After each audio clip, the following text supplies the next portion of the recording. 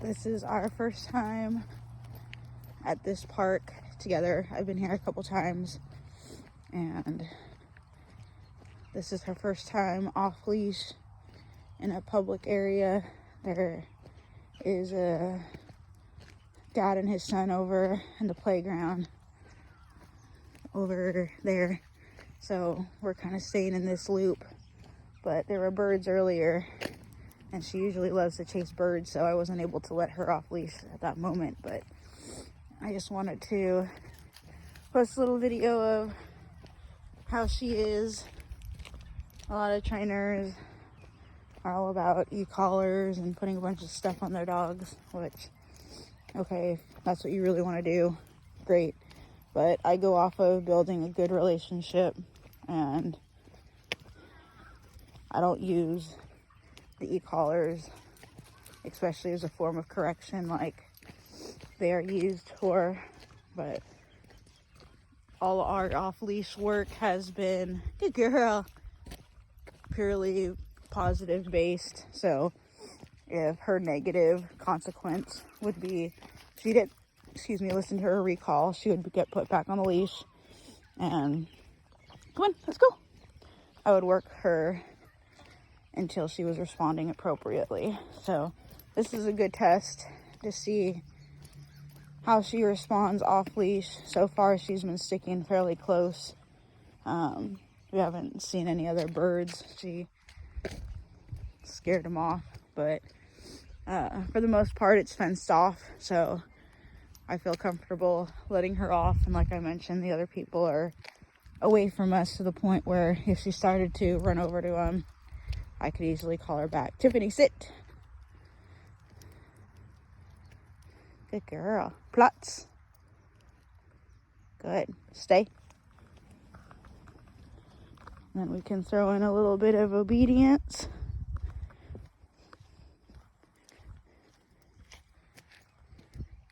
Good girl, come. Good girl. Good girl. All right, please. And then I already did a little bit before I took her off leash of sit stay, but I like to throw it in just to make sure she's still responding, and that gives me a good indication of whether or not she needs to be put back on leash. Because if she does not respond to me asking her to sit down, stay, and all that, then she's not ready for a good recall. But since we worked on that a little bit, and I kept her on leash for the first 10 or so minutes of us walking, so she was able to see her surroundings, yeah, good girl, and get a bit comfortable before I just let her off leash. But she was whining and crying a little bit. This is new to her, but it's good for her since she still sometimes gets car sick. So anytime I can take her out, especially since the weather isn't as bad, we don't have any more snow and the roads aren't icy, I can start, good girl, taking her out. Good girl. And I didn't ask for her to heel. Good girl. So I just reward with verbal, some physical praise. Good girl. I have treats in the car she'll get after. I wasn't expecting to do anything obedience-wise, so I wasn't going to bring any treats. This was just more for us to enjoy a little walk out, since we haven't, over here, let's go. Good girl. We haven't been able to get out in a while, so we're gonna stay over here since there's a car down there.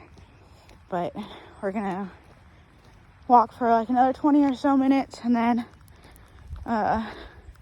she'll be ready for her food. I didn't feed her since she tends to get car sick when I do feed her, so I skipped her meal until we got back, and by the time we're back, that'll be a good enough little walk to where she can eat and take a decent little nap, to where I can get a few things done and get my kids situated. I homeschool, so I'm thankful to be able to have a fairly flexible schedule.